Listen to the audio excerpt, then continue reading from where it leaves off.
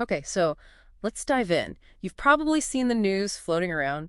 NBC announced a new Battlestar Galactica series. It's for Peacock, and Sam Esmail's behind it. Right. And immediately, the big question popped up everywhere online. Is it a reboot? A sequel? Yeah. Like, what are we actually getting here? Exactly. What in the frank is going on? But Sam Esmail actually cleared that up pretty quickly. Yeah, he put out that quote, didn't he? Saying, BSG fans, this will not be a remake. Why mess with perfection? Yeah. Which, fair point. Definitely. He added, instead, we'll explore a new story within the mythology while staying true to the spirit. So say we all. So say we all. And that's key, isn't it? Within the mythology. It means this new story has to slot into, well, this absolutely enormous history. We're talking hundreds of thousands of years. It's huge. So our mission today, using the source material you sent over, is basically to map out the essential bits of that history for you. We need to understand the playground Esmail is working in. Yeah, and get a handle on that core theme, that whole all this has happened before and will happen again idea. It's kind of fundamental to BSG. Okay, so let's start at the beginning. Way, way back. Ancient history on a planet called Kogol. Right. This is where humanity first evolved, got super advanced technologically, and then did the thing that, well, defines the whole cycle. They created AI. For labor, right. The original Cylons, Yeah. mechanical beings. Exactly. And, following the pattern, the creations rebelled. First Cylon War, right there on Kobol.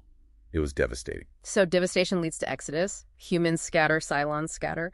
The humans eventually find and settle the 12 colonies we know. And the Cylons, they found their own world, and they called it Earth. Ah, okay, but crucially not our Earth. That comes much, much later. Big twist. Yeah, different Earth. And on that Cylon Earth, something fascinating happened. Those mechanical Cylons, they evolved, created humanoid versions of themselves, the skin jobs. And then history repeats itself, even with the Cylons. You got it. The Cylon skid jobs enslaved their own mechanical Cylon underclass, which led to, you guessed it, another Cylon civil war, this time on their Earth. Man, that pattern is relentless. So total chaos again. Pretty much. Annihilation. Yeah. But out of that, a sort of Cylon god entity emerged, and only 5 Cylon scientists survived the destruction. The final 5. Okay, I remember them. Right.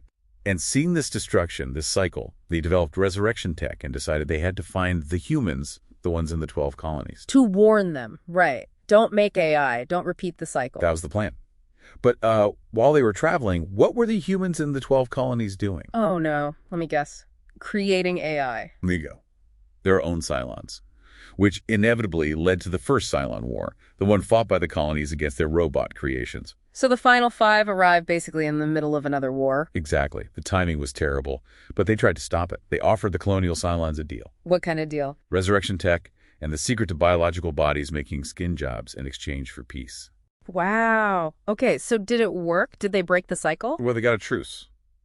And the final 5 helped create the 8 humanoid Cylon models we see later.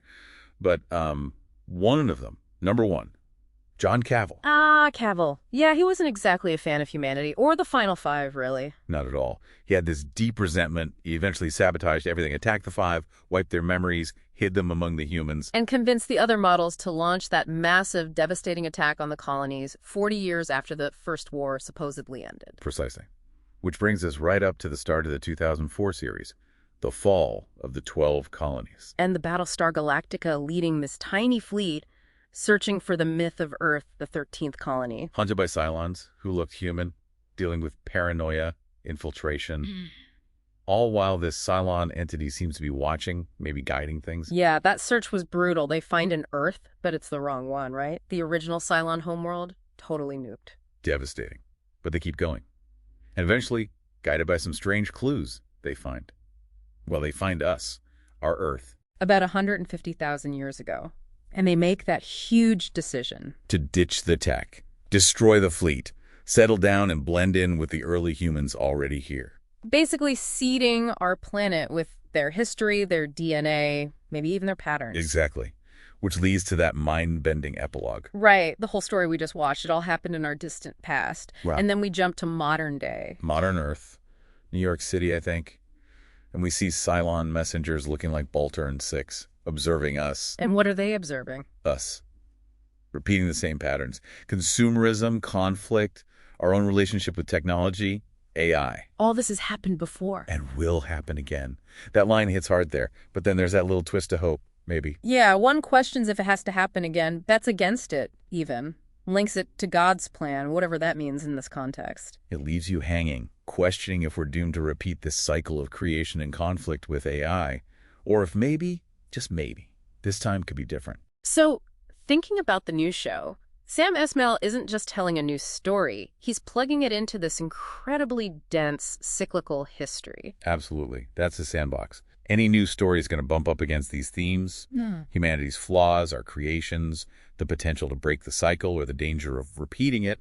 It adds so much weight. Which really brings us to the final thought for you, the listener. Given this whole cosmic cycle ending on our world, with messengers watching us develop AI, Does Battlestar Galactica's warning about this repeating pattern between humans and AI feel, I don't know, particularly relevant right now, as we're living through our own AI revolution? something to think about.